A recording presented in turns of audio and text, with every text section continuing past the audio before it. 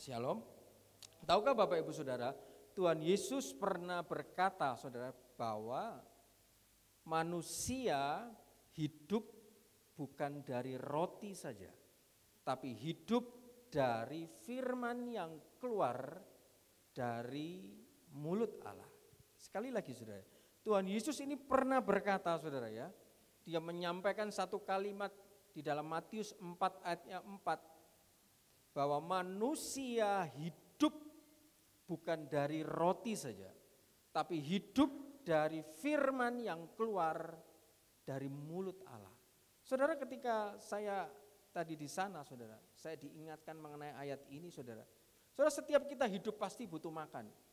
Hidup kita bisa survive, hidup kita bisa tambah lama tambah bertumbuh, tambah lama tambah berkembang. Mau tidak mau kita harus bekerja Saudara. Mau tidak mau kita harus makan, jasmani kita dikasih makan, kita bekerja, kita dapat uang, kita bisa survive, bisa menghidupi rumah tangga kita, bisa menghidupi mungkin cicilan kita, membayar hutang kita, kita bekerja, kita dapat hasil Saudara. Itu semua firman Tuhan sudah mengatakan Saudara, tetapi hidup kita tidak tergantung dari itu saja. Dikatakan Saudara, bahwa ada hal lain yang lebih penting, bahwa manusia hidupnya bisa semakin hidup, pekerjaannya bisa semakin bertumbuh, berkembang dan naik. Itu bukan hanya karena hal yang jasmani, bukan hanya karena hal yang dunia, yang berasal dari dunia, tapi berasal dari firman Allah. Saudara, tadi pagi kalau mendengar firman Tuhan Saudara ya, itu jelas dikatakan di dalam 1 Raja-Raja 19 ayat ke-8. Dan Elia oleh karena kekuatan makanan itu, Saudara, di situ saya mendapatkan pembukaan, oleh karena kekuatan makanan itu, Elia bisa berjalan mendaki gunung itu 40 hari 40 malam tanpa makan. Alkitab penulis dia tidak makan lagi. Ketika dia makan makanan yang diberikan oleh malaikat itu dari surga, Alkitab jelas mengatakan oleh kekuatan makanan itu. Saudara, itu makanan yang seperti apa? Kita tadi pagi makan, pasti siang makan. Pasti sore makan, pasti malam makan. Bisa enggak kita makan sesuatu dan bertahan sampai 40 hari 40 malam? Saudara, di situ saya merenungkan baik-baik Saudara. Ternyata yang dikatakan Tuhan Yesus itu betul. Bahwa manusia hidupnya bukan hanya dari bekerja saja. Manusia hidupnya bukan hanya dia dari makan makanan roti saja. Tetapi ada satu hal yang penting ketika dia makan makanan firman. Makan makanan rohani. Entah dari mana datanya kekuatan itu, kekuatan dari makanan itu membuat Elia bisa berjalan 40 hari 40 malam tanpa makan dan minum lagi. Saudara, betapa besarnya kekuatan makanan itu. Dan sore hari ini kita akan coba Saudara. Kita akan coba makan makanan yang sama yang akan dimakan oleh Elia. Yaitu adalah firman Tuhan. Saudara, kita akan buka, saya berikan judul firman Tuhan sore hari ini, Vessel for Glory. Kita akan buka di dalam 2 Timotius Saudara ya. Di dalam 2 Timotius pasal yang kedua, 2 Timotius pasal yang kedua, ayatnya yang ke-19 sampai dengan yang ke-21. Saya tunggu sampai semua bisa ketemu.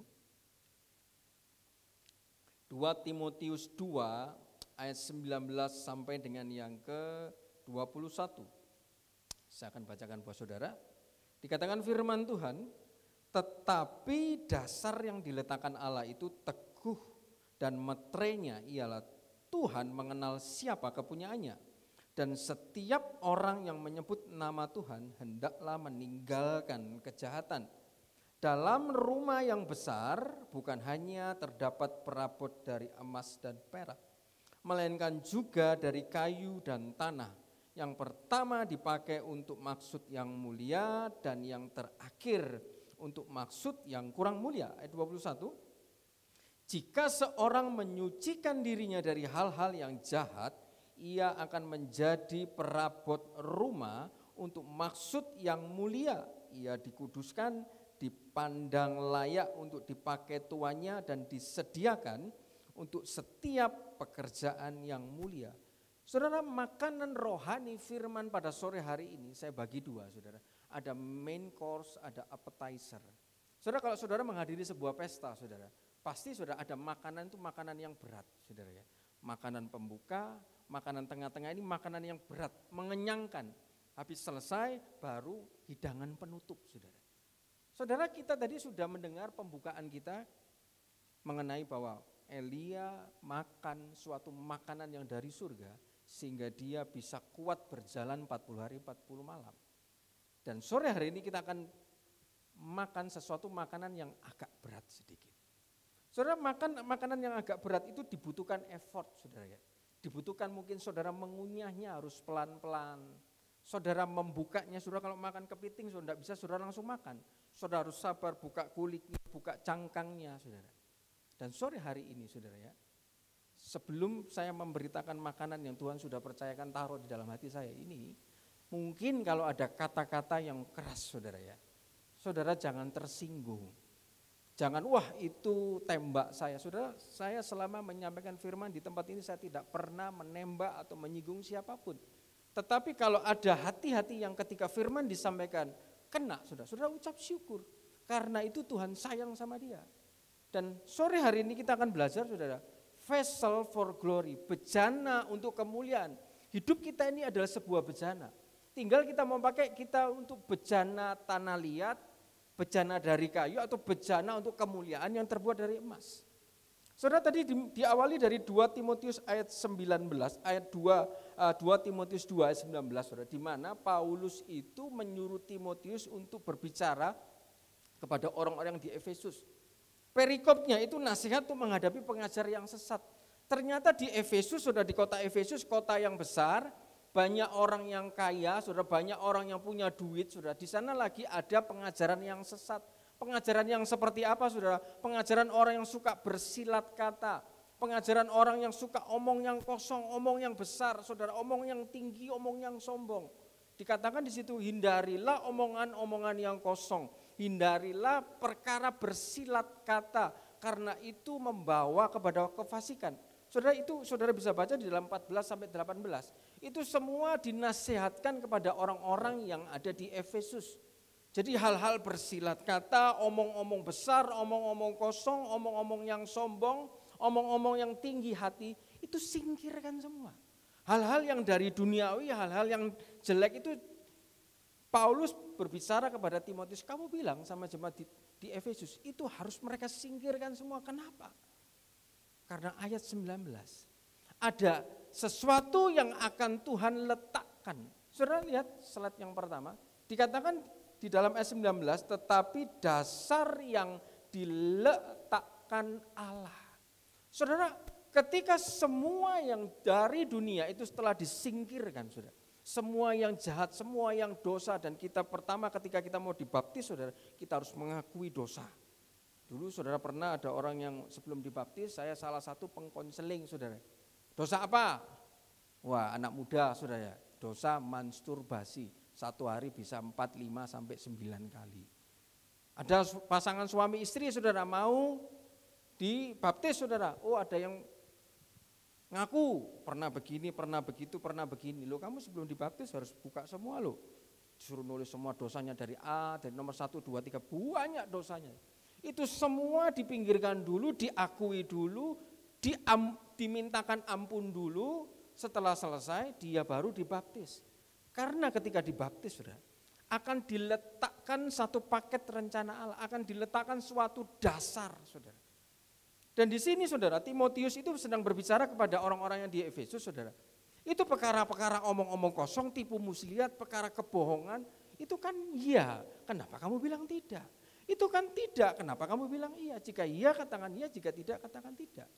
Itu semua sedang diajarkan oleh Timotius, itu kamu buang semua. Karena Allah akan meletakkan sesuatu dasar. Saudara, saya penasaran di sini. Yang meletakkan ini bukan kontraktor, bukan orang kaya, bukan pejabat tinggi, tetapi Allah akan meletakkan suatu dasar. Saudara, ketika saya pelajari, dasar ini, saudara, mempunyai arti, bahasanya itu adalah temelios, saudara. Dasar ini adalah suatu fondasi, diperuntukkan untuk sebuah bangunan yang atau gedung yang berkonstruksi besar. Saudara, saya pada waktu bangun rumah, fondasinya itu cuma digali 2 meter. Karena paling saya bangun cuma 2 tingkat, ya tambah sedikit 3 tingkat. Saudara, saya tidak perlu susah-susah menggali sampai puluhan meter karena bangunan saya paling 2 tingkat. Tetapi di sini saudara, Allah itu mau meletakkan suatu dasar, suatu temelios.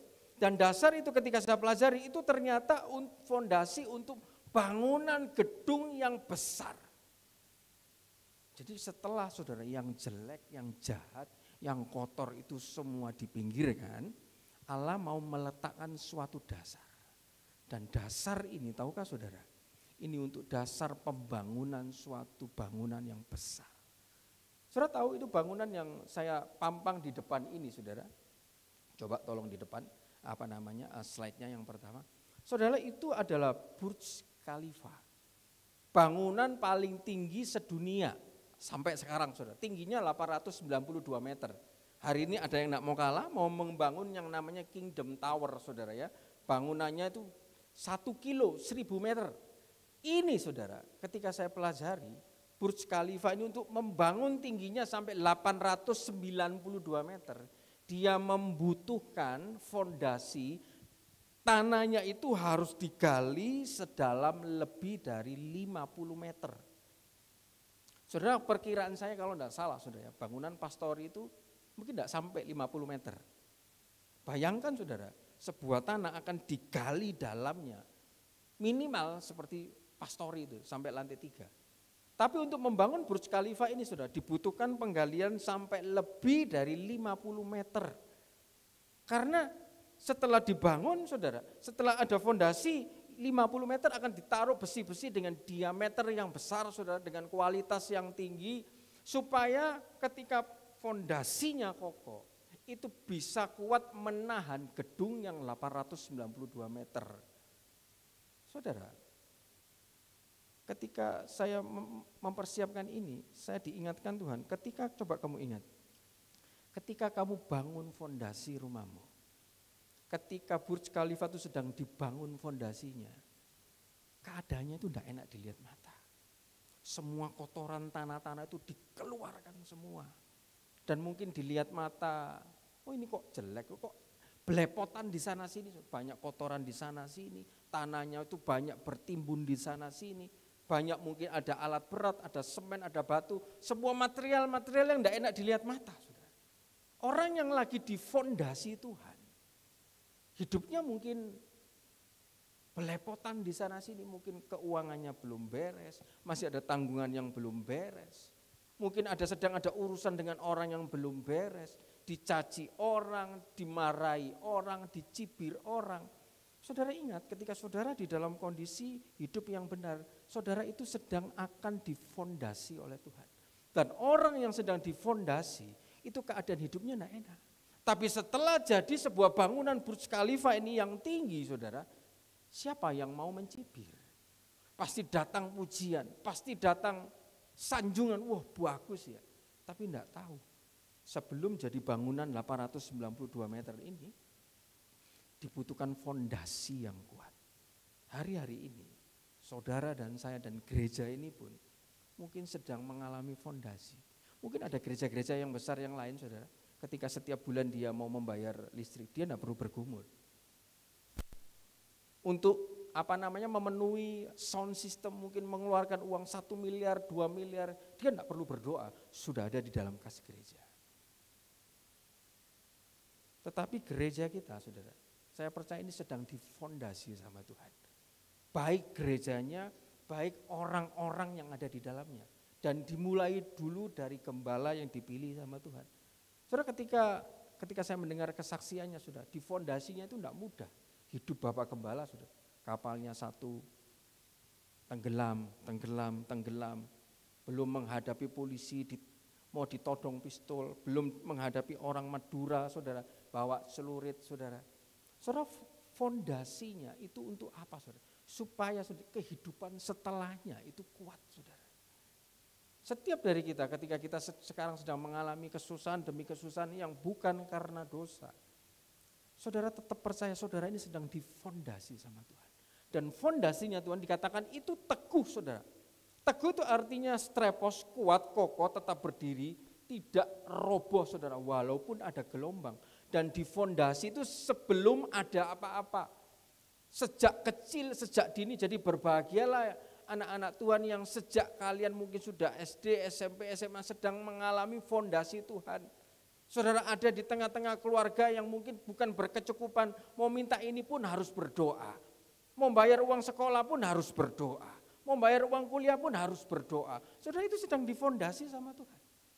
Kita harus ucap syukur saudara. Ketika fondasi kita sudah selesai, tidak selama-lamanya itu saudara orang konstruksi itu ngurus fondasi saja. Ketika sudah selesai fondasinya, itu akan mulai dibangun lantai 1, lantai 2, lantai 3. Tapi fondasinya harus kuat. Karena setelah didasari sama Tuhan, firman mengatakan dimeteraikan Tuhan mengenal kepunyaannya. Jadi setelah dasar itu ditaruh sama Tuhan, dasar itu diletakkan sama Tuhan, wah anak ini bisa ini. Dulu pertama kali saudara latihan saya, saudara, hanya sebuah mobil Panther putih saudara. Setelah itu naik mobil Innova Silver, mobil Innova hitam, habis itu naik saudara, renovasi rumah orang tua saya. Dan yang terakhir saudara, pembangunan rumah saya. Tapi tidak mungkin saudara, sebelum saya awali dulu dari Panther putih saudara, saya langsung harus mengerjakan pembangunan rumah saya. Hidup kita harus difondasi sejak dini, sejak kecil. Berbahagialah kalau kita sedang difondasi. Saudara, hidup kita ini ada di gereja yang jalan sempit yang setiap hari difondasi saudara. Sum pagi, ibadah 3 jam seperti kita dengar saudara ya. Doa malam saudara, jadi tidak perlu ngomel, sum, waduh duduk kretak, tidak usah ngomel saudara, dijalani saja. Wah ini kebaktiannya terlalu lama, aku lemes, aku letih, kalau letih lemes berdoa puasa minta kekuatan sama Tuhan, kurang kuat makan daging kambing, kurang kuat lagi, kepala kambing kurang kuat lagi, ada bolu, ada bitter balan yang dijual dimakan semua ben kuat saudara. Saudara jangan banyak ngomel saudara. Karena kita ini sedang difondasi. Orang kalau difondasi saudara memang tidak enak. Kelihatannya tidak enak, semua serba berserakan di mana-mana. Tapi tahukah saudara ketika fondasi itu selesai, siap saudara akan dibangun suatu bangunan yang indah. Tapi saudara harus teguh dulu. Tidak semua orang mau loh saudara difondasi. Contohnya saja, saya ajak satu orang Zoom saudara. Ikut Zoom ya? Oh ya kok. Psikiater saudara, saya ketemu dengan seseorang, dia psikiater, psikolog, pekerjaannya biasa hipnoterapi. Coba kamu hipnotis saya, waduh kok enggak bisa gue ya. Ya sudah, kalau enggak bisa kamu ikut saya kebaktian. Ternyata dia, biarpun dia psikiater suka konseling orang, ternyata dia mau bunuh diri saudara. Karena ada di dalam keluarga yang broken, saya yang harus gantian mengkonseling dia. Setelah mengkonseling dia juga berdoa, ayo ikut ibadah ya, oh ya senang ikut ibadah Zoom. Besok ya ikut ibadah lagi, sik, doa pagi. Waduh jam piro Bu? Jam 5. Saudara enggak gampang loh, enggak semua orang mau difondasi. Setiap kita yang ada di tempat ini, yang sudah jadi bagian dari dalam gereja Surya Kebenaran, yang sudah apalagi yang sudah lama, saudara harusnya fondasi kita semakin lama semakin kuat menuju pembangunannya Tuhan. Dan ketika itu sudah siap dikatakan, dimeteraikan ini punyaku. Saudara di dalam Keluaran 19 ayat 5-6 Tuhan ngomong sama bangsa Israel. Barang siapa menjalankan perintahku dan melakukannya, engkau akan kusebut kepunyaanku, harta kesayanganku. Saudara punya harta apa yang menjadi kesayangannya saudara, pasti saudara perhatikan, saudara bersihkan. Contoh mobil saja saudara ya. Orang kalau sayang mobil itu pasti sering dicuci, sering dibersihkan, sering diperhatikan bannya, bensinnya, solarnya, bahkan joknya, larinya, saudara semua karena dia sayang mobil itu saudara.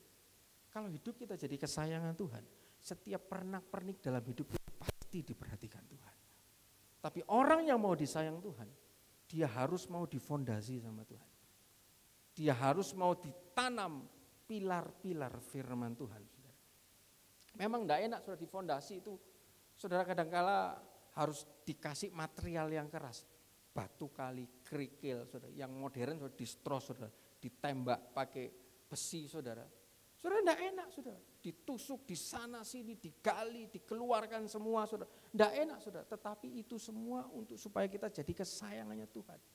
Dan setelah dimeteraikan Tuhan mengenal siapa kepunyaannya, dikatakan dalam ayat 19, dan setiap orang yang menyebut nama Tuhan hendaklah meninggalkan kejahatan. Orang yang sudah menjadi harta kesayangannya Tuhan, saudara, berarti orang itu hidupnya, perkataannya, saudara, itu selalu kan pasti, kalau orang kaget saudara ya, oh darah Yesus, menyebut Tuhan kan. Tapi dikatakan orang yang menyebut Tuhan itu sudah tidak boleh melakukan kejahatan. Atau dengan bahasa saya, orang yang sudah percaya sama Tuhan, yang lagi difondasi sama Tuhan, itu dia tuh tidak nyaman ketika dia berbuat dosa. Dia tidak nyaman berbuat sesuatu yang jahat. Saudara, di dalam saudara, saya ajak saudara membuka di dalam 1 Yohanes. 1 Yohanes 3 ayat yang ke-8 sampai dengan yang ke-10. 1 Yohanes 3 ayat 8 sampai ke-10 saya akan bacakan buat saudara.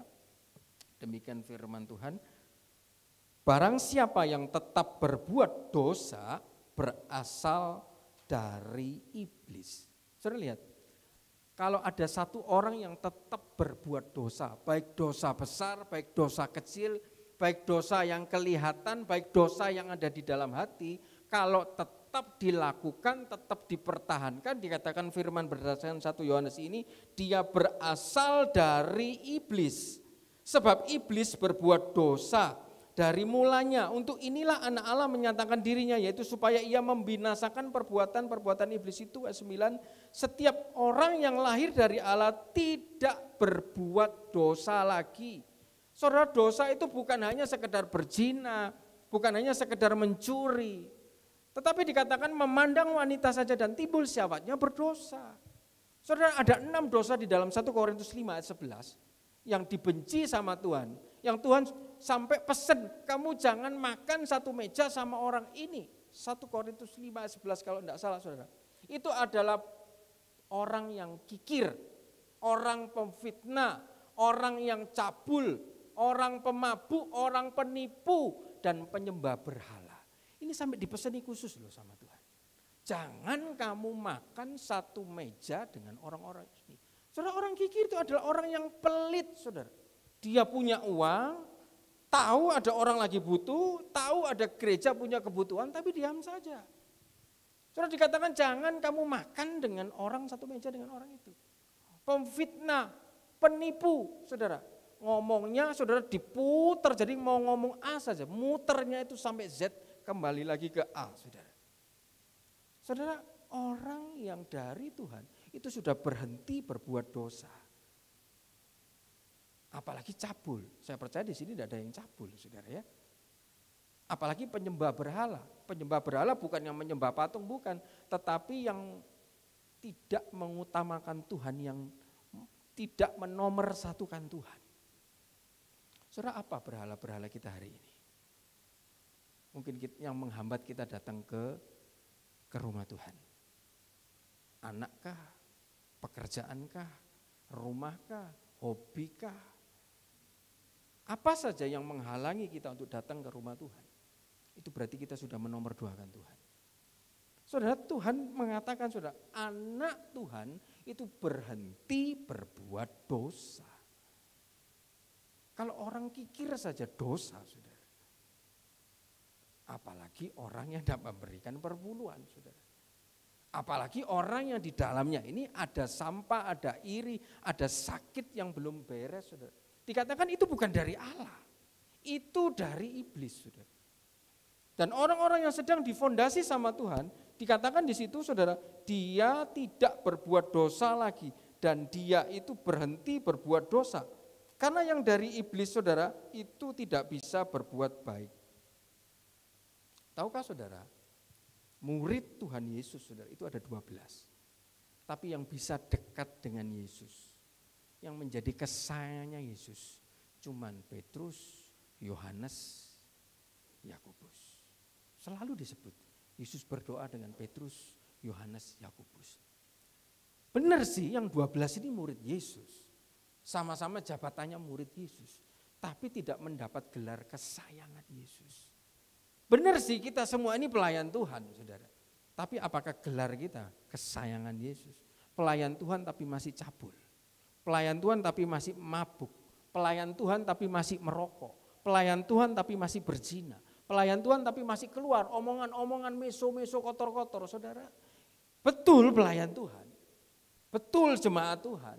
Tetapi gelarnya apakah seperti Petrus, Yohanes, Yakobus? Karena apa, saudara? Tanpa saudara faham. Saya juga enggak ngerti, saudara ya, di dalam ayat 19 setelah Tuhan meletakkan dasar yang dikatakan seperti bangunan yang besar, untuk fondasi bangunan yang besar.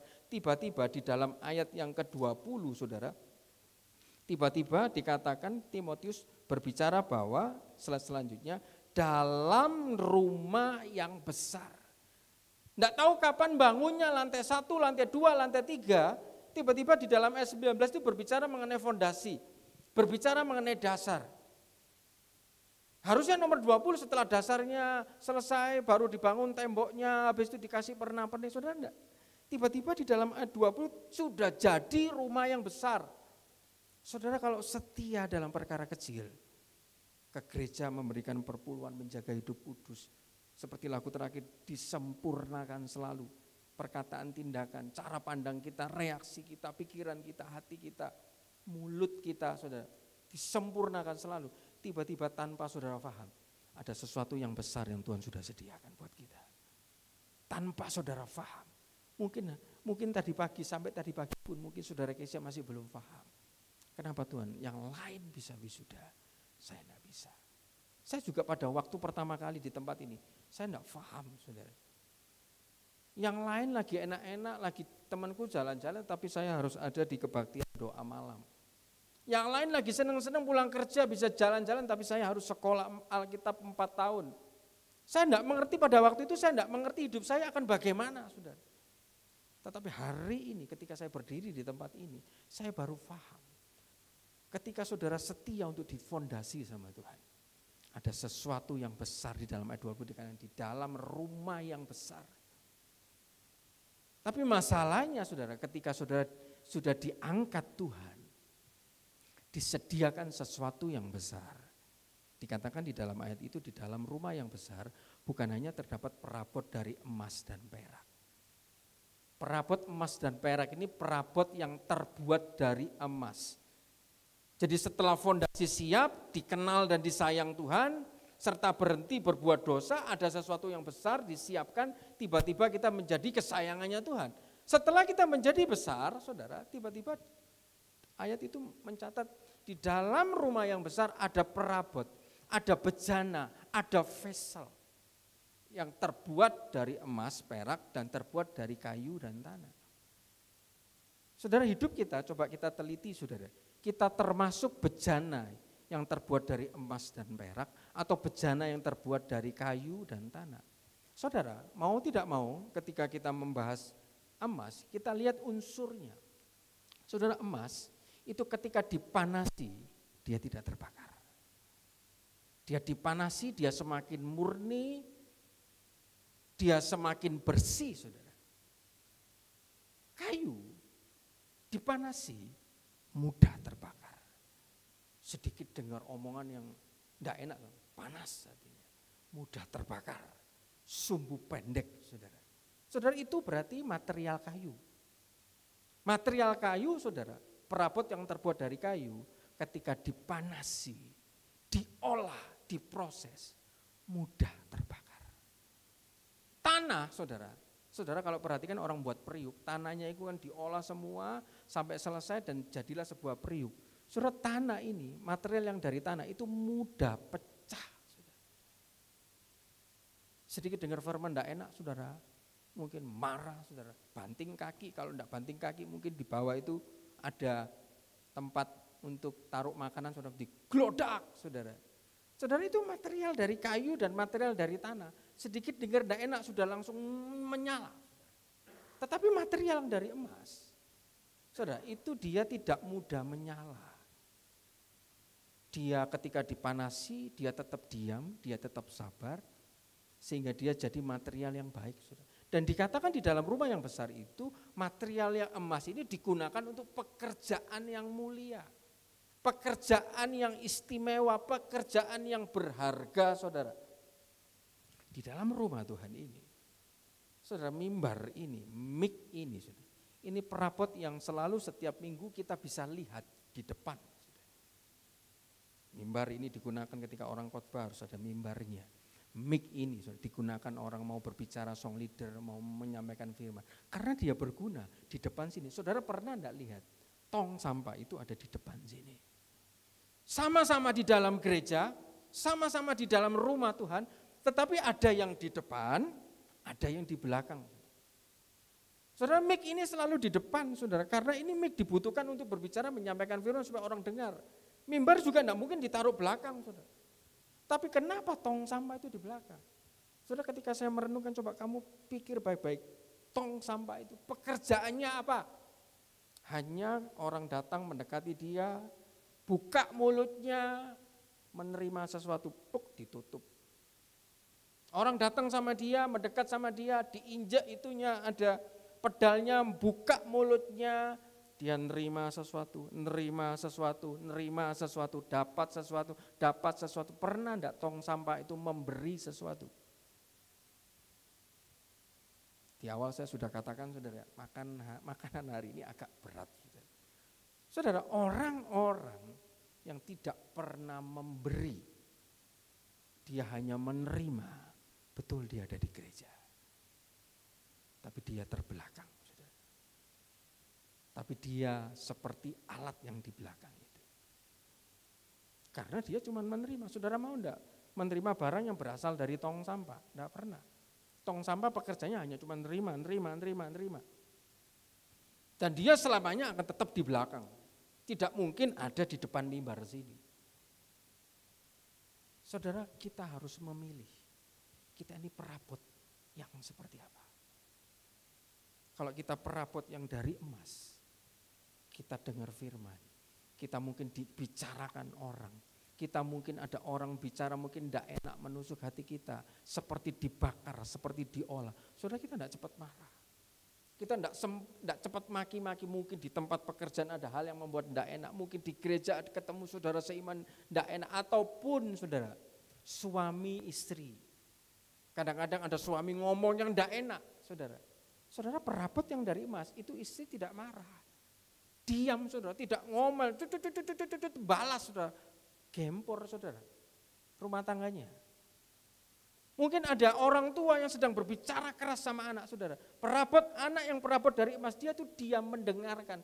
Baik buruk dia dengar, dia tidak lawan itu orang tuanya, saudara. Itu berarti anak perabot yang dari emas. Tidak bantah, coba jelaskan, ini tujuannya apa, ini maksudnya apa. Saudara, tidak seperti itu.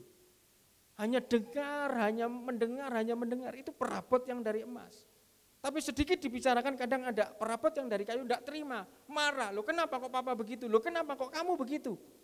Saudara marah.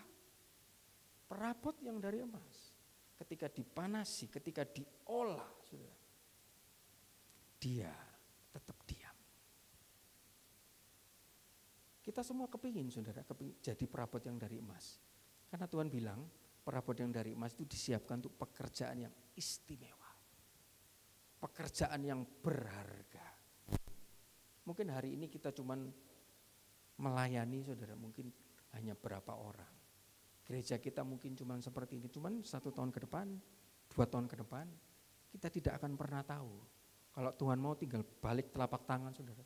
Gereja ini dibangun dengan begitu besar, jemaat datang banyak semua. Saudara, bagi Tuhan itu tidak ada yang sukar. Tinggal yang di dalam di sini siap atau enggak. Pilarnya, fondasinya sudah siap atau tidak. Dan kita mau belajar bagian 21 yang terakhir dikatakan, barang siapa, slide selanjutnya, jika seseorang menyucikan dirinya dari hal-hal yang jahat, ia akan menjadi perabot rumah untuk maksud yang mulia.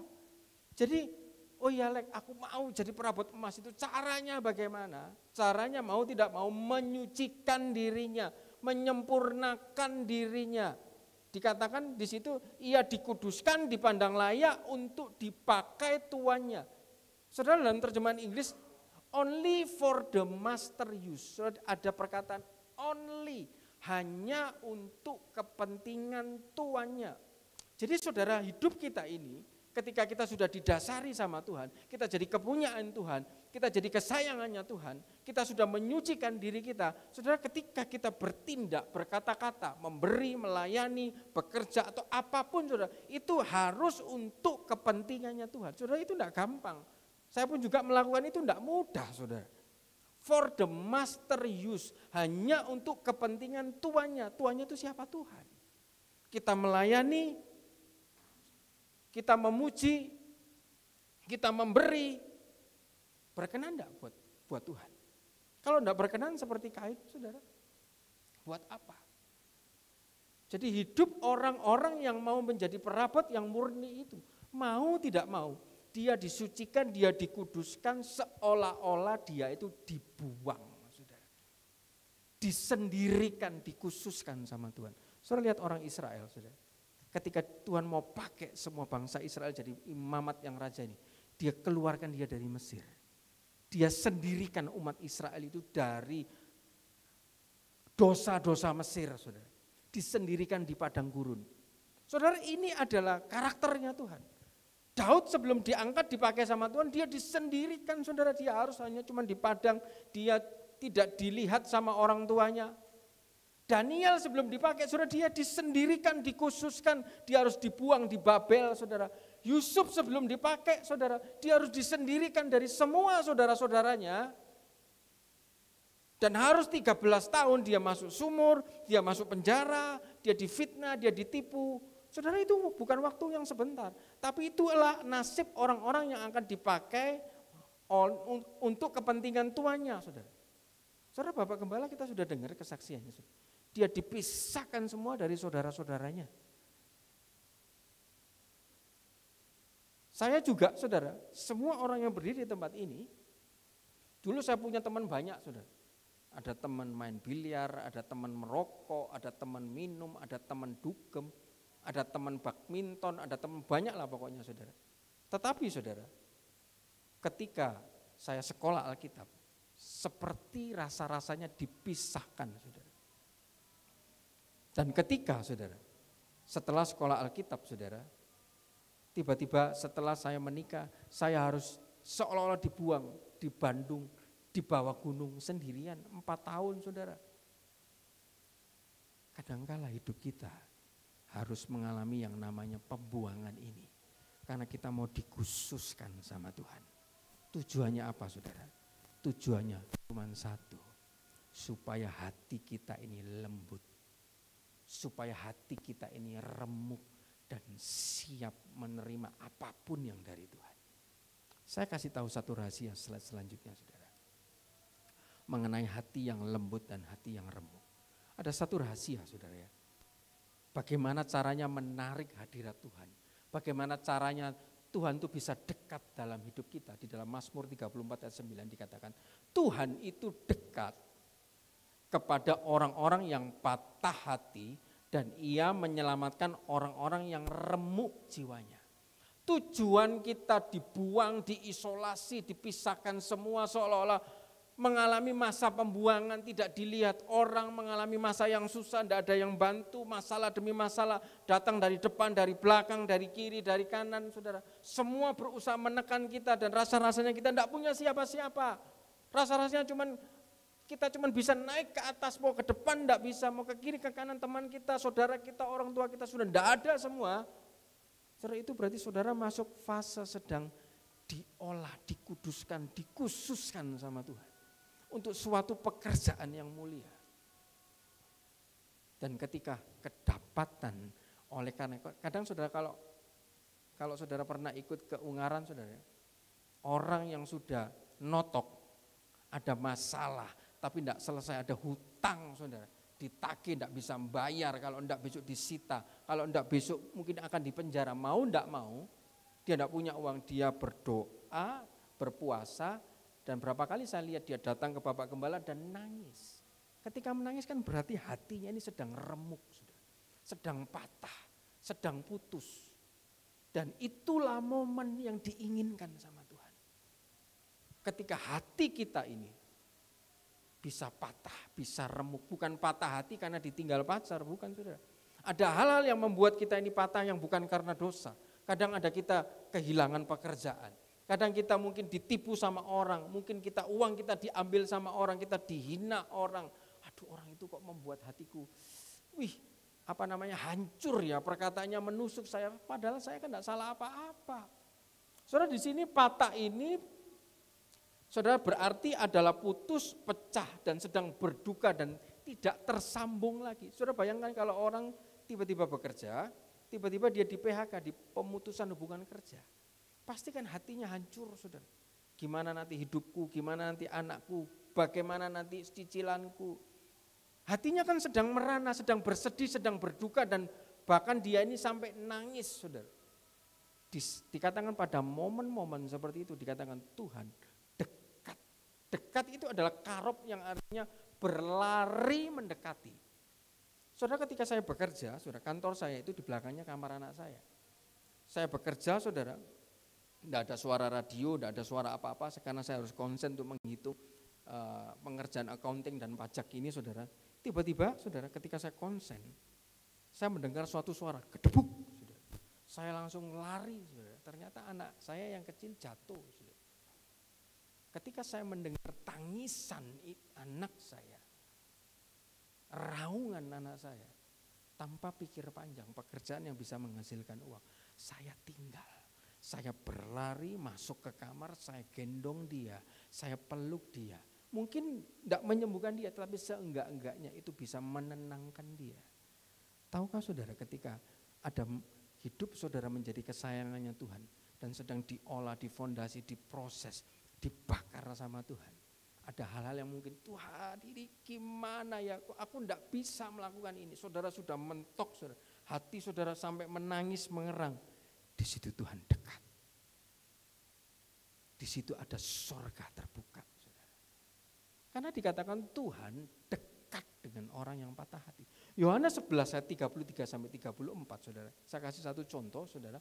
Ketika Yesus melihat Maria menangis dan juga orang-orang Yahudi yang datang bersama-sama dia, maka maskulah hatinya, ia sangat terharu dan berkata, di manakah dia? Dibaringkan, jawab mereka, Tuhan, marilah dan lihatlah.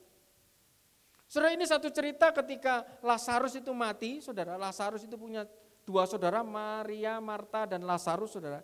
Ketika Lazarus ini mati, saudara, Maria dan Marta yang saudara kandungnya ini bersedih.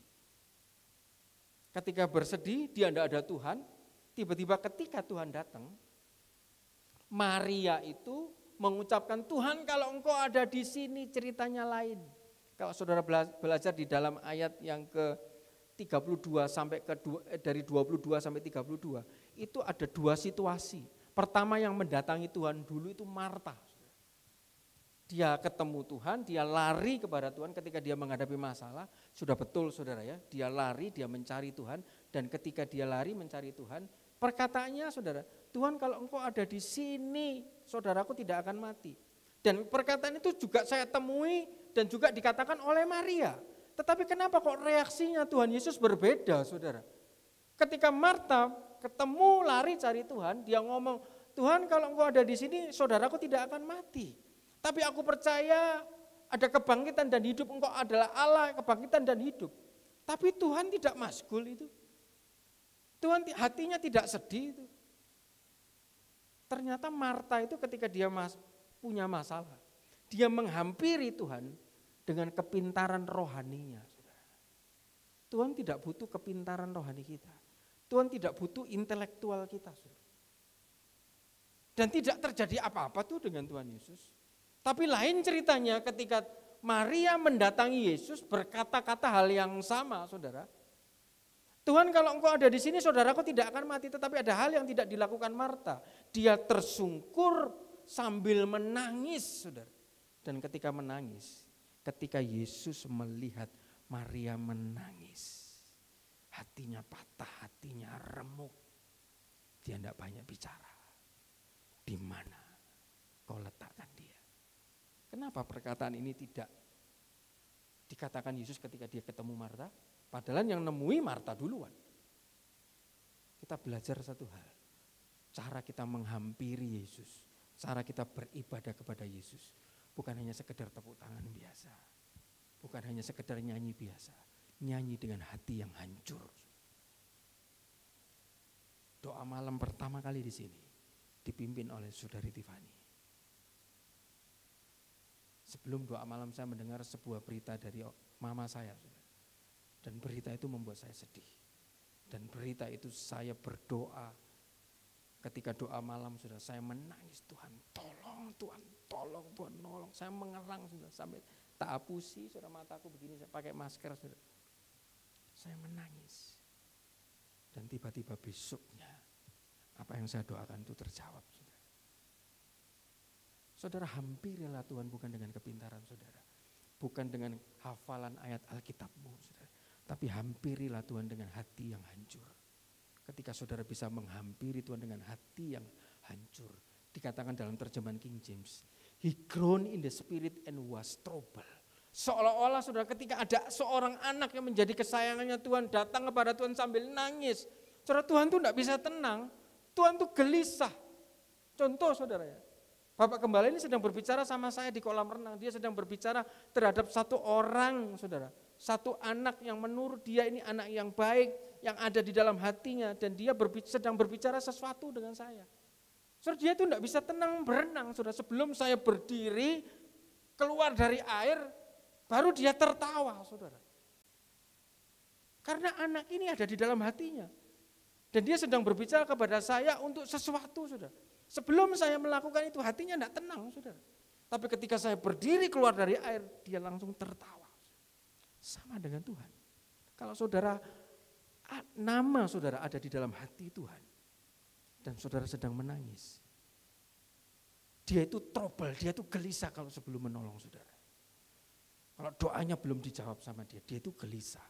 Kalau masalahmu belum ditolong, kalau uangmu belum dikembalikan, kalau pekerjaanmu belum dibalikan sama Tuhan. Dia tuh gelisah, dia tuh trouble, saudara. Itu adalah orang-orang yang punya karakter emas. Ketika dia menghampiri Tuhan dengan tangisan. Saudara lihat, ternyata yang membuat menangis ini apa? Ada sesuatu dari luar, external circumstance conspire. Ada sesuatu yang dari luar yang sedang mempengaruhi Maria. Saudara, ini kan sesuatu dari luar. Lazarus saudaranya meninggal, saudara. Mempengaruhi sampai hatinya susah. Berarti saudara, kadangkala apa yang mematahkan hati kita, membuat hati kita ini putus, membuat hati kita ini remuk, membuat hati kita ini broken, saudara. Itu sesuatu yang dari luar. Seperti saudara, tadi pagi, saudara. Seorang nabi sudah kelihatan yes, dia turunkan, api turun, saudara. 1 lawan 400 mati semua. Cuman dengar sesuatu yang dari luar.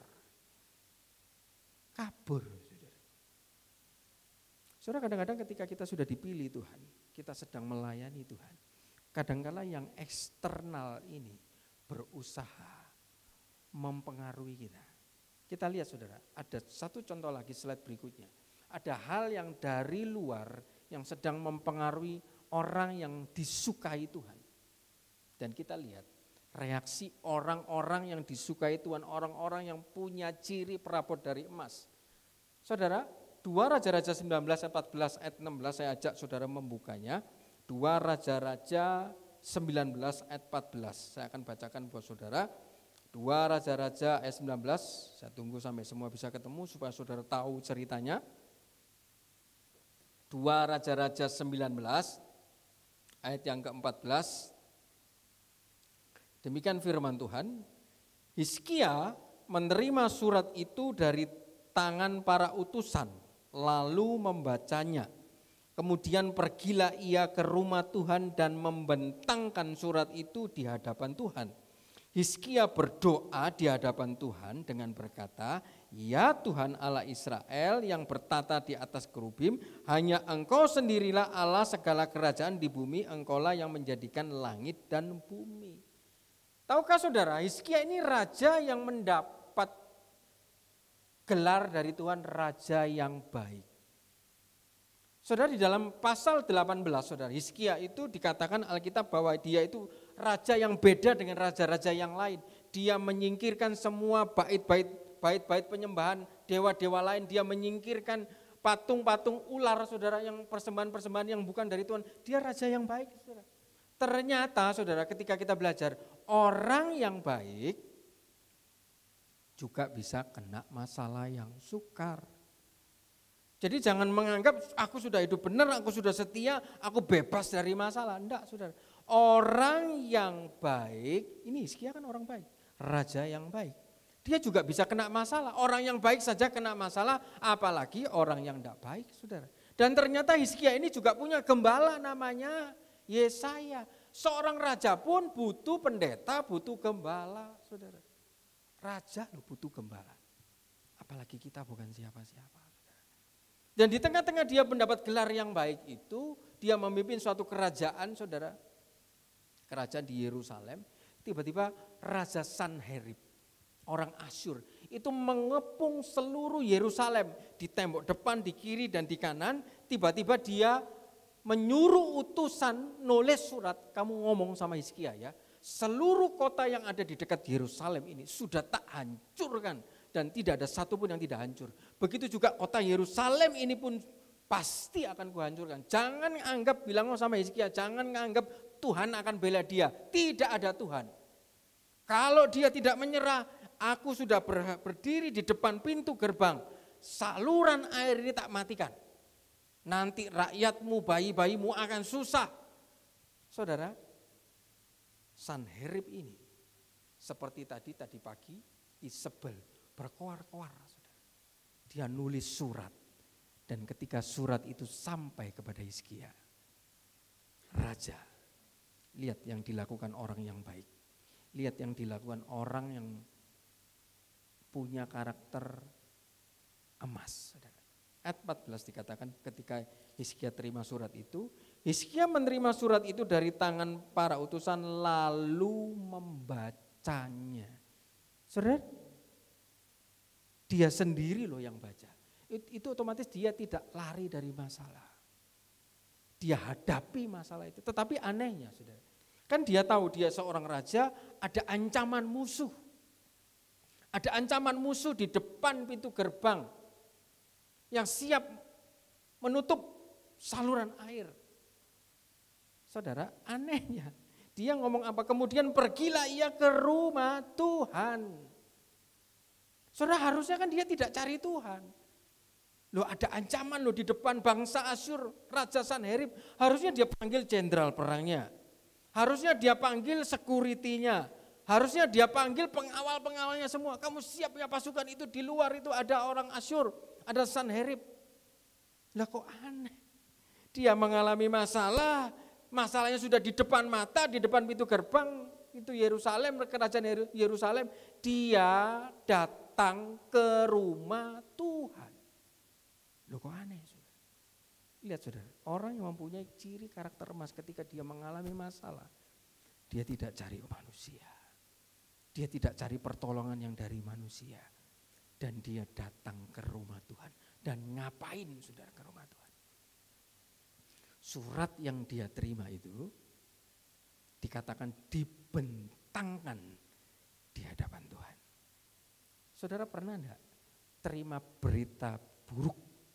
Mungkin di telepon, tiba-tiba dengar berita buruk. Dia. Hati kita bagaimana? Atau kita buka WA, lu kok ada WA seperti ini? Atau kita buka SMS, lu kok ada pesan yang mengancam seperti ini? Kok ada berita-berita buruk seperti ini? Tapi saya kasih judul, saudara, dalam slide saya, misdirect mail. Saudara, ternyata Hizkia itu tahu. Dia dikirimi surat itu bukan untuk dia. Surat itu surat untuk Tuhan. Kan tadi Sanherib ngomong, jangan pikir Allahmu akan menolong kamu. Oh, Hizkia tahu, Tuhan ini ada surat buat kamu ini loh. Aku cuman hambamu, aku cuman kau pakai jadi alatmu jadi raja. Dia tidak ke pengawalnya, dia tidak ke jenderalnya, dia datang ke rumah Tuhan bawa masalahnya, bawa suratnya, dan dibentangkan sama dia.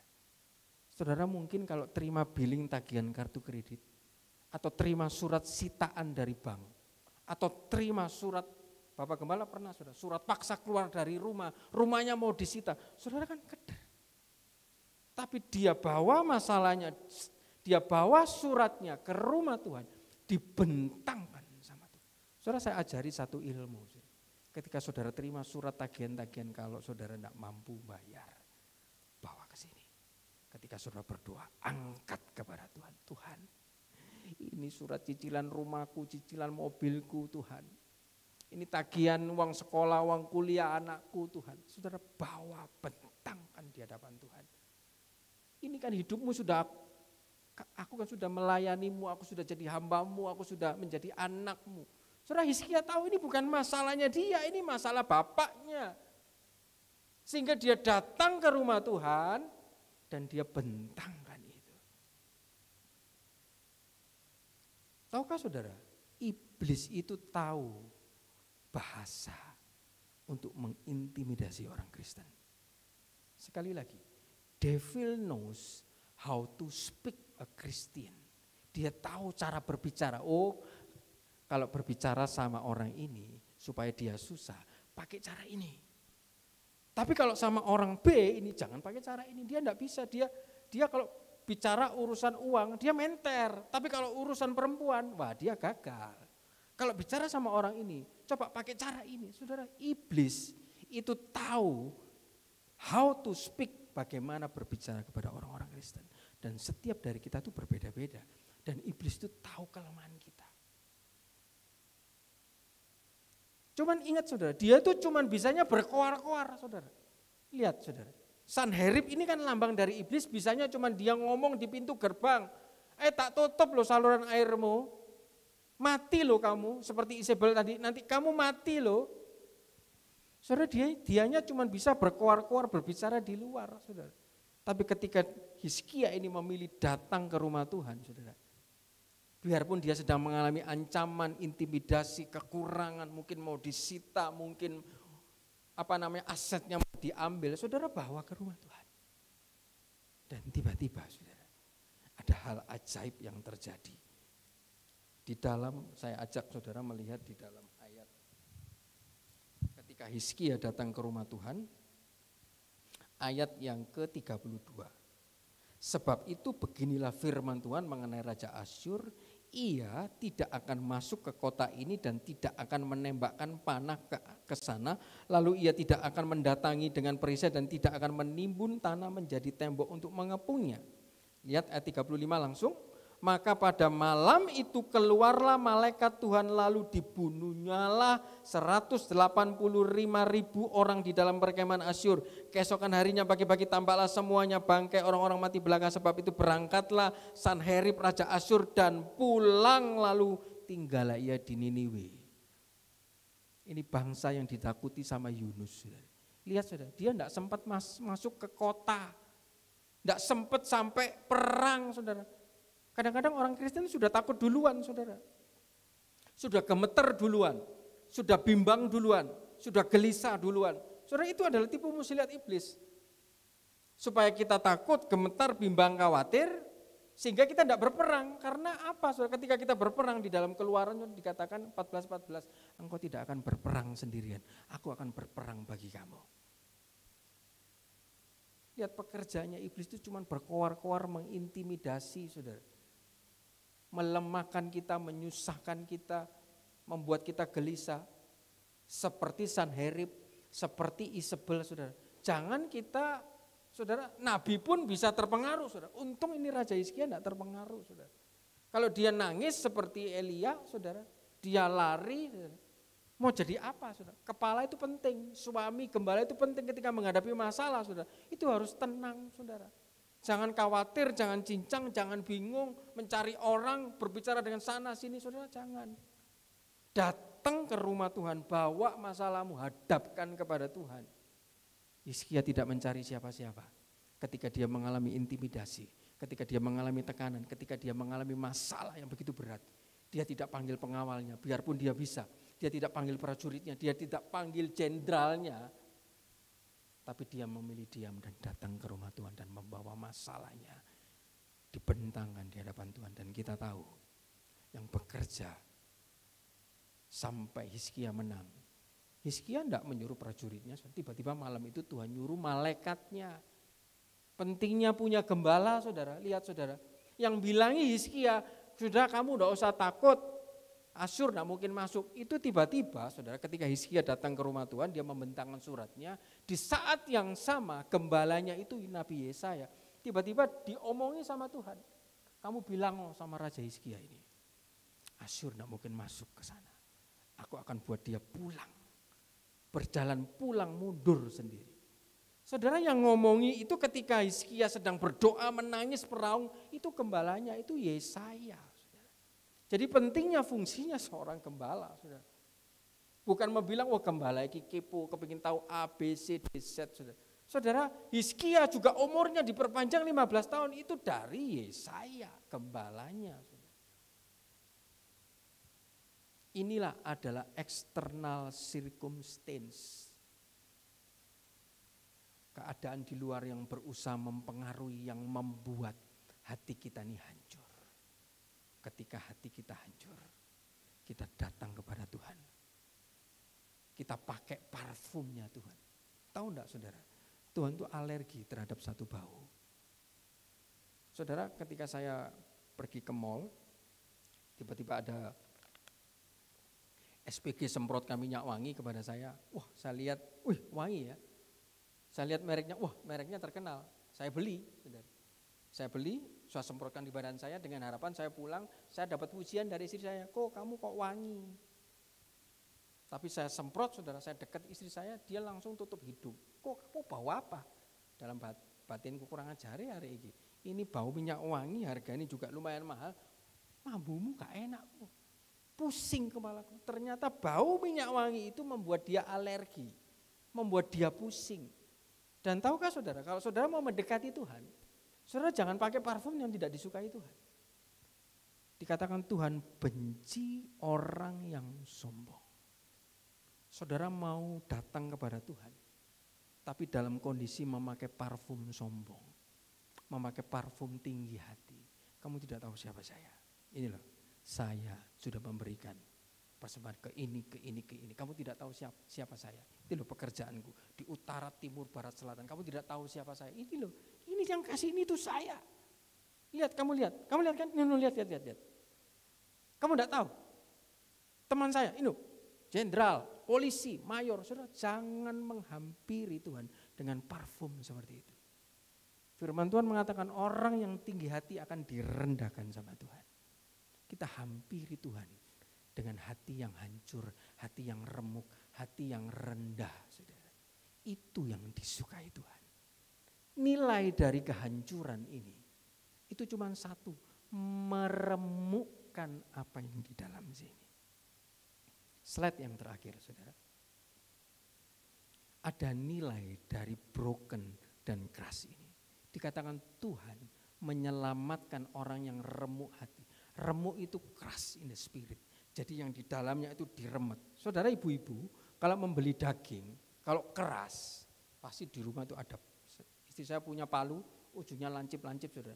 Jadi untuk supaya daging ini bisa lembut, ditutui saudara. Ditutui sampai lembut saudara.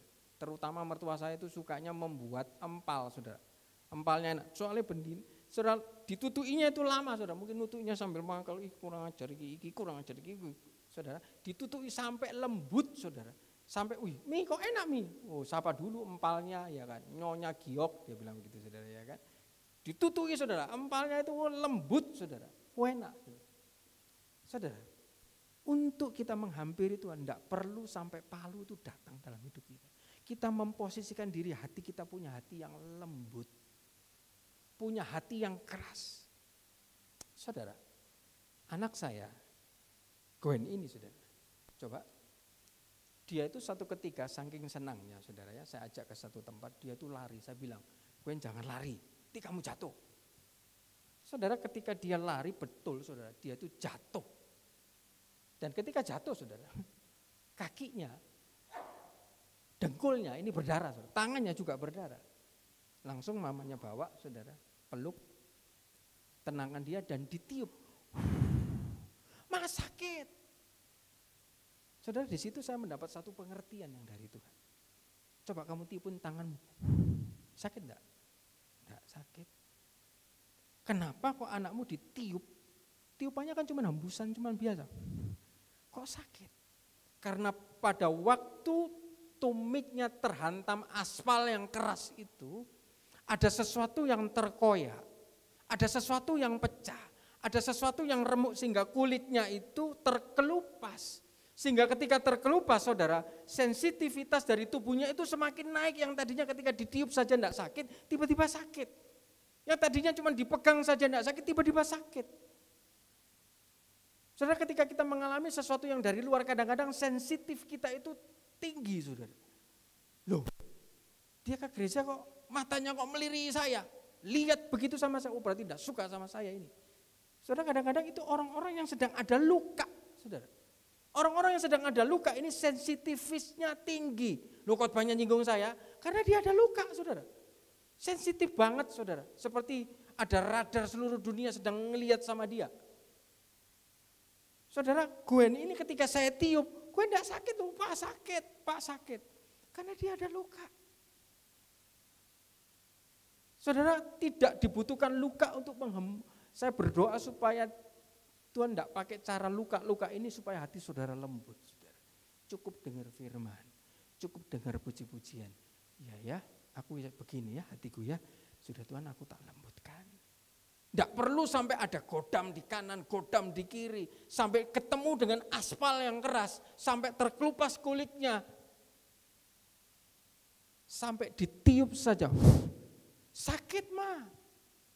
Saudara, tidak perlu sampai rumahnya disita, pekerjaannya dikuras, saudara, mengalami sakit tidak sembuh-sembuh, saudara tidak perlu pakai seperti itu untuk melembutkan saya berdoa, saudara. Cukup dengan puji-pujian, cukup dengan firman, hati saudara sudah lembut. Karena nilai dari broken ini cuma satu, melembutkan hati saudara dan saya. Dan ketika kedapatan hati saudara ini lembut, saudara, hati yang patah itu, sorga itu terbuka. Ketika saudara menangis mengalami sesuatu, saudara, ada kepatahan yang terjadi di bumi, saudara, itu membuka pintu surga. Ketika ada sesuatu keretakan, saudara, itu retak tangan kulit anak saya itu terkelupas, ada keretakan, ada ruang kosong di sana. Tiba-tiba terbuka, saudara, kalau lihat ada orang luka, saudara, dalam itu ada ruang kosong yang tadinya nyambung, tiba-tiba terbuka. Ada ruang yang kosong. Saudara, Tuhan butuh ruang kosong ini. Dan biasanya kosong ini tercipta dari keretakan-keretakan, hantaman-hantaman, godaman-godaman. Saya berdoa tidak perlu kita semua jemaat surya kebenaran dihantam, digodam, dipalu, dikapak, dilinggis. Cukup dengar sumpaki, hatinya sudah lembut. Cukup dengar firman, siapapun yang menyampaikan, hatinya sudah lembut. Dan siap diisi sama Tuhan. Saudara, bagian yang terakhir. Slide yang terakhir. Saudara, ketika kaki anak saya itu terbuka, saudara, berarti kan ada ruang kosong. Ruang yang kosong itu saya isi sebuah obat. Memang sakit, saudara. Sakit, Pak. Tidak apa-apa, nak. Ini obat untuk menyembuhkan kamu. Saudara, untuk ada sesuatu yang kosong di sini, otomatis kan harus ada sesuatu yang keluar. Handphone saudara, itu tidak akan pernah bisa menerima pesan lagi, atau tidak pernah bisa menerima video dari WhatsApp karena penuh memorinya. Mau enggak mau yang penuh yang sudah ada ini keluar dulu, supaya yang baru ini bisa masuk. Saudara, kadang-kadang manusia menghampiri Tuhan dengan kepenuhannya, tidak ada ruang buat Tuhan di dalam hidupnya. Ini kemauanku, ini maksudku, ini masa depanku, ini kepentinganku, ini kebutuhanku, ini keinginanku, yang aku suka ini, yang aku sayang ini. Semuanya hanya menyangkut tentang dirinya sehingga hidupnya penuh. Tuhan lihat loh, aku mau tak isi di mana? Tidak ada yang kosong buat saya. Saudara, penting sekali saudara menyiapkan sebuah wadah untuk Tuhan. Supaya Tuhan bisa isi dalam hidup saudara dan saya. Kalau semuanya tentang egomu, iri hatimu, sakit hatimu, itu kan semua tentang dirimu. Kan hidup saudara penuh dengan hal-hal yang duniawi seperti itu. Tidak ada ruang kosong untuk Tuhan. Ketika ada kekosongan ini saudara, Tuhan bisa isi sesuatu. Sebagai bagian terakhir kita lihat 2 Raja-Raja 4 saudara. Di dalam 2 Raja-Raja 4 ini ada juga sebuah cerita saudara ya, mengenai seorang janda saudara. 2 Raja-Raja 4. Saya akan bacakan buat saudara 2 Raja-Raja 4 ayat yang mulai ayat yang ke-3. Lalu berkatalah Elisa, pergilah mintalah bejana-bejana dari luar daripada segala tetanggamu, bejana-bejana kosong, tetapi jangan terlalu sedikit. Saudara, janda ini suaminya nabi. Suaminya sudah meninggal dan pada saat itu sedang juga mengalami external circumstance. Jadi ada kelaparan di daerah sana sehingga keluarganya miskin, ditinggal suaminya mati, tidak ada penghasilan, ada hutang yang ditinggalkan, penagih hutang datang dan dia tidak bisa bayar dan penagih hutang ini mau ngambil anaknya yang perempuan. Tiba-tiba ketika dia mengalami masalah dia datang kepada gembalanya yaitu Elisa. Dia bilang, Bapak Elisa, ini ada penagih hutang mau ngambil anakku karena aku ini tidak bisa membayar. Aneh sekali jawaban Elisa. Kamu pinjam bejana-bejana sama tonggomu. Saudara, saya bayangkan ini ketika mungkin Ibu Andreas ya, dia kehabisan beras, tiba-tiba dia datang sama Bapak Gembala. Pak Herman, ini beras saya itu tinggal sedikit. Tapi ada orang ini, orang Batak ini datang mau nagih hutang. Mau ngomong sama Opung sekarang Opung sudah umur, tidak bisa lagi. Opung yang satu sudah tidak ada. Mau gimana ini? Tiba-tiba Bapak Gembala, kamu pinjam karung ke tonggo-tonggomu. Mungkin Ibu Andreas, loh Pak Herman ini kena enggak? Ada orang mau nagih hutang, saya tidak punya uang, saya pun juga lagi susah, berasku tinggal sedikit, kok aku disuruh pinjam karung? Saudara, hal yang sama dialami sama janda ini. Tapi lihat saudara, di dalam ayat keempat, janda itu tidak kebanyakan tanya. Di dalam ayat ketiga, Elisa bilang, kamu pinjam bejana-bejana di tetanggamu, bejana-bejana kosong, tetapi jangan terlalu sedikit. Ayat keempat, kemudian masuklah, tutuplah pintu sesudah engkau dan anak-anakmu masuk, lalu tuanglah minyak itu ke dalam bejana, mana yang penuh angkatlah, pergilah perempuan itu daripadanya, ditutupnyalah pintu sesudah ia dan anak-anaknya masuk. Lihat, berarti kan dia sudah minjem. Dia tidak kebanyakan tanya, dia tidak kebanyakan minta penjelasan. Coba jelaskan ini maksudnya apa? Kamu ngomong begini maksudnya apa? Kamu ngomong begitu maksudnya apa? Saudara, kadang-kadang Tuhan tidak perlu banyak menjelaskan. Tuhan perlu ketaatan kita, saudara. Loh, Pak Herman, ngapain aku harus pinjam karung? Kan masalahku nagih utang. Kan masalahku habis beras. Ya tinggalkan kamu berasmu banyak, kasih dong saya 1 atau 2. Ini Dila mau diambil sama orang. Bu Andreas, kamu coba ke tetanggamu pinjam karung. Saudara, ini hal yang sama dialami janda itu. Loh, aku tidak punya apa-apa Elisa, aku cuma punya buli-buli isi minyak. Sama halnya dengan orang 10 yang sakit kusta. Disuruh sesuatu yang tidak logika, melakukan sesuatu yang tidak logika. Ini pun juga melakukan sesuatu, dia punya utang, ditagih utang, anaknya mau diambil malah disuruh pinjem baskom. Tapi lihat saudara, ketika dia berhadapan dengan hamba Tuhan, dengan gembalanya, dengan orang yang dipilih sama Tuhan, dia tidak berbantah-bantah. Saudara. Berapa banyak orang kalau datang ke hamba Tuhan itu sukanya berbantah-bantah, berdebat terus. Saudara, kalau saya sama Bapak Gembala, saya kebanyakan diam. Saya cuma dengar dia berbicara. Bukan saya banyak bicara, saya dengar dia berbicara. Saudara, hal yang sama yang dilakukan sama janda ini, saudara. Dia tidak banyak bicara. Dia tidak kebanyakan tanya, maksudnya apa, ini apa, itu apa. Dia lakukan itu karena dia percaya. Ini hamba Allah, ini wakil Allah. Saudara, tiba-tiba dia suruh anaknya. Mungkinlah ini Dila, Bu Andreas. Dil, coba pinjam ya ke tetangga baskom. Saudara, enggak dikatakan baskomnya berapa banyak. Tapi singkat cerita dia taat, dia pinjam baskomnya iki ya oh sih Pak Herman iki enggak duit kok, enggak ngomel loh saudara dia. disuruh minjem baskom, ya wis lah, dia wakili Tuhan, hamba Tuhan, wis nurut, Dil pinjem baskom, suruh tetangga pinjemi kabeh baskom. Sudah mah, tutup pintunya. Dila mungkin juga sudah besar, anaknya juga nak ngomel saudara. Iki apa sih, om ini kok disuruh ini mamaku duit utang mau didatangi orang Batak kok malah disuruh nyelang baskom, gak bener iki. Mabuke minumnya kemarin kok mabuke hari ini. Ndak ngomel saudara. Dia tutup pintunya dan pesannya gembalanya, sesudah tutup kamu ambil bejana buli-bulimu yang isinya tinggal sedikit, kamu ambil bejana kosong. Ini kan orang bodoh saudara.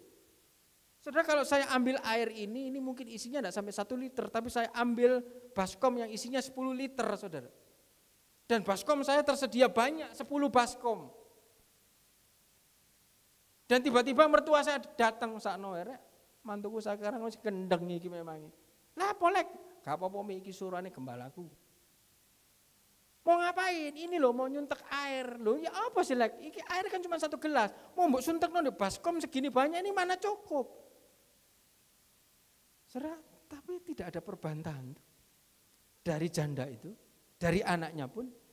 Sudah deal, ambil baskomnya 1. Dituangkan, ya wis lah nurut. Mungkin dalam hatinya penuh gak ya? Penuh gak ya? Tapi dilihat terus, loh kok terus? Loh kok penuh? Loh kok penuh? Dilihat saudara, loh penuh deal. Penuh, ganti baskom 1-nya. Loh dari mana datangnya minyak ini terus? Baskom 2, baskom 3, baskom 4, penuh semua. Dan sampai Alkitab mencatat di dalam ayat yang ke-6. Ketika bejana-bejana itu sudah penuh, berkatalah perempuan itu kepada anaknya, dekatkanlah kepadaku sebuah bejana lagi. Tetapi jawabnya kepada ibunya, tidak ada bejana lagi. Lalu berhentilah minyak itu mengalir. Pertanyaan saya, saudara, ini isinya mungkin 1 liter. Gimana caranya mengisi baskom yang 10 liter? Penuh, Alkitab mencatat penuh. Dari mana datangnya? Datang otomatis bisa dijawab, oh dari surga lek. Oke. Tetapi ketika baskom itu yang kosong itu habis, kenapa kok minyaknya berhenti? Apakah suplai yang dari surga habis? Apakah minyak yang dari surga habis? Tidak, saudara. Karena yang di bumi tempat kosongnya yang habis. Ingat saudara, ada ruangan kosong di lutut anak saya karena hantaman dari benda yang keras aspal itu tadi. Kalau saudara mau suplai yang dari surga, siapkan 1 wadah, keluarkan semua. Mengenai dirimu, kesenanganmu, apapun itu keluarkan semua. Siapkan wadah yang dari Tuhan. Dan air itu akan mengalir. Saudara, setiap dari kita siapa sih yang kepingin rekeningnya kosong, dompetnya kosong? Kalau ditanya, mau rekeningmu penuh atau kosong? Pasti penuh. Tapi kalau saudara mau yang dari surga, harus ada yang kosong. Saya tidak pernah mendengar sebuah gereja dibangun. Oh, gereja ini dibangun dengan dana kas yang sudah cukup. Gereja ini pun dibangun dari minus. Gereja ini pun dibangun dari rekening yang kosong. Rumah saya pun dibangun dari rekening yang kosong. Saudara, kalau hidup saudara mau dibangun, siapkan 1 ruangan kosong untuk Tuhan. Keluarkan semua yang dari dirimu, kedaginganmu, keduniawianmu, dosa-dosamu, iri hatimu, pahitmu, semua keluarkan saudara. Sehingga kosong di sini. Dan yang di surga itu tidak berhenti mengalir.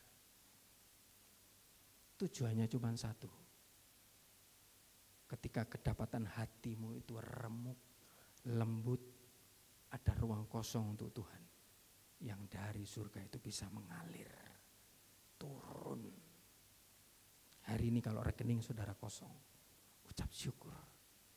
Karena ketika didapati bejana itu kosong banyak, itu mukjizat tidak berhenti mengalir. Tapi justru ketika rekening saudara mungkin penuh, mungkin saudara tidak bisa melihat mukjizat Tuhan. Mungkin saudara ketika melihat, oh saya bisa ke si A, ke si B, ke si C. ada jawaban untuk buat semua persoalan saudara, saudara tidak bisa melihat pertolongan Tuhan. Tetapi ketika saudara menghadapi sesuatu dan tidak ada pertolongan, tidak ada jawaban, semua kelihatan buntu, tidak bisa diselesaikan dengan uang, itu saatnya yang dari surga itu turun. Ketika saudara datang ke rumah Tuhan dengan cucuran air mata, dan saudara sudah mengosongkan dirimu. Saudara, saya tutup dengan satu kesaksian, saudara. Kesaksian ini untuk memuliakan nama Tuhan. Saudara, satu ketika saya mendapat berhubungan dengan hati yang pecah, hati yang kosong, hati yang lembut, saudara. Satu ketika saya mendapatkan satu kontrak pekerjaan, saudara. Saya sudah sign kontrak, sudah setujui, saya penerima kerja dan seseorang pemberi kerja. Sudah disepakati sebuah nilai. Dan sudah komit, sudah taken, sudah persetujuan, bekerjalah saya, saudara. Ketika bekerja, saudara, 1 bulan, 2 bulan tidak ada masalah, 3 bulan, 4 bulan tidak ada masalah. 5-6 bulan mulai terjadi masalah, si pemberi kerja itu tidak memenuhi kontrak kerja yang sesuai dengan kesepakatan kita berdua. Padahal di dalam kesepakatan itu sudah ada, saudara. Pihak pertama haknya apa, kewajibannya apa. Saya penerima kerja haknya apa, kewajibannya apa. Tiba-tiba si pemberi kerja itu tidak memenuhi nominal yang sesuai dengan kesepakatan itu. Dan dengan enak saja, sorry ya, aku nono duit. Sorry aku tidak bisa bayar segini. Oh ya wis. Berjalan lagi, saudara. 1 minggu, 2 minggu, tidak sampai sebulan, saudara. Dia datang lagi. Sorry ternyata itu tak pikir ya juga aku sih gak mampu, kondisi pandemi kok ngene. Ya wis bos, gak apa-apa bos. Saya cuma santai gitu saja, saudara. Karena pekerjaan semua daripada Tuhan. Sampai 3 kali dia menurunkan yang tidak sesuai dengan kontrak kerja saya. Saya tetap tidak masalah. Tapi setelah 7 bulan, 6 bulan, 7-8 bulan kemudian, tiba-tiba saudara anak buahnya kasih saya pesan, Pak, sorry bapak sudah tidak dipakai lagi. Bapak sudah tidak mau pakai bapak tidak mau pakai Pak Alek lagi. Oh ya tidak apa-apa, thank you ya. Tanpa ada telepon, tanpa ada apa, saudara, saya cuma dikabari sama stafnya. Oh ya tidak apa-apa. Habis begitu 3 hari kemudian saya ditelepon. Pak diminta datang untuk membantu, ini bapak ini lagi mau ketemu sama si A, tolong dampingi. Saudara, harusnya pekerjaan sudah tidak sesuai dengan kontrak, saya sudah diturunkan 3 kali dan saya sudah diberhentikan sepihak. Bisa dong saya tidak mau datang, tapi dalam hati, kamu datang. Saudara, saya datang, saya temui bosnya ini, saya temani dia menyelesaikan masalahnya bla bla bla bla semua. Saudara, sorry. Besok kamu datang lagi pergi kantor ya. Saudara, tanpa ada rasa bersalah dan sebagainya, sudah saya tidak berpikir mengenai yang belakang. Saya datang ke situ, saya kerja lagi, saudara, dan tanpa ada omongan, dan minggu depan dibuat begitu lagi, saudara. Pak, barusan bapak pesan, sudah bapak besok tidak usah datang, karena bapak tidak mau pakai Pak Alek lagi. Saudara, sampai 3 kali saya dibuat demikian. Dan yang ketiga, bosnya sendiri yang telepon saya. Sorry loh, aku gak iso nggak kon. Oh gak apa-apa Pak, gak apa-apa. Wes yo no hard feeling yo, ndak ada sakit hati yo, ndak apa-apa. Saudara, secara manusia, ketika kita dibuat seperti itu, hati kita kan harusnya sakit, jengkel orang seperti ini. Tapi saya ingat saudara, ayat ini ketika saya berseru Tuhan, saya cuma berseru Tuhan terima kasih. Kok izinkan saya mengalami ini, bukan dia yang salah Tuhan. Saya terima kasih dia sudah memberkati saya selama 6 bulan ini, Tuhan terima kasih, berkati dia. Saudara, saya tidak ada hard feeling, tidak ada hati benci, tidak ada hati sakit. Saudara, 1 jam kemudian, tiba-tiba telepon saya berdering. Saya tidak kenal orang. Tiba-tiba dia bilang, kamu Alek ya? Aku Asyang. Saya tidak kenal dia. Kamu bisa tidak datang ke kantor saya? Loh, Pak, tahu saya dari mana? Loh, kamu kan pernah makan di OTT Porongan. Saudara, itu sudah jauh lama, sudah sejak sebelum pandemi.